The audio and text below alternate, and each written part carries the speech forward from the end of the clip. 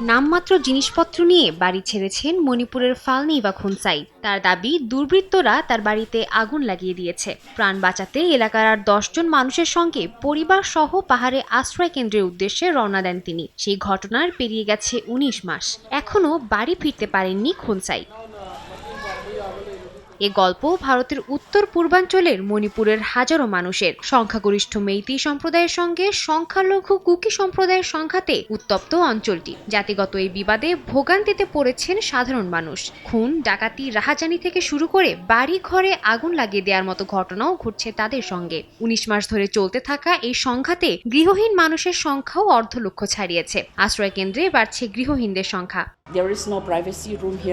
এখানে কোনো ব্যক্তিগত কামরা নেই। একজন বাচ্চা অসুস্থ হলে তা সবার মধ্যে ছড়িয়ে যাবে। আমাদের জন্য এটা সবচেয়ে কঠিন সময়। এমনকি এখানে টয়লেটেরও সুব্যবস্থা নেই। টয়লেটে যাওয়ার জন্য আমাদের দীর্ঘ লাইনে দাঁড়িয়ে থাকতে হয়।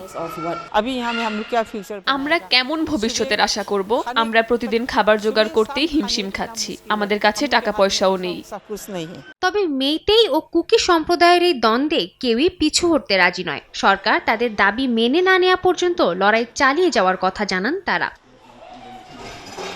দুই জাতির অধিকার আদায়ের লড়াইয়ের 1.5 বছরেরও বেশি সময় পেরোলেও এখনো এর কোনো সুরাহা হয়নি। এ পরিস্থিতিতে তাদের এই অবস্থার জন্য অঞ্চলটির মুখ্যমন্ত্রীকে দায়ী করছেন তারা। তাদের দাবি, এই সমস্যা সমাধানে এখন প্রধানমন্ত্রীর হস্তক্ষেপ জরুরি হয়ে পড়েছে।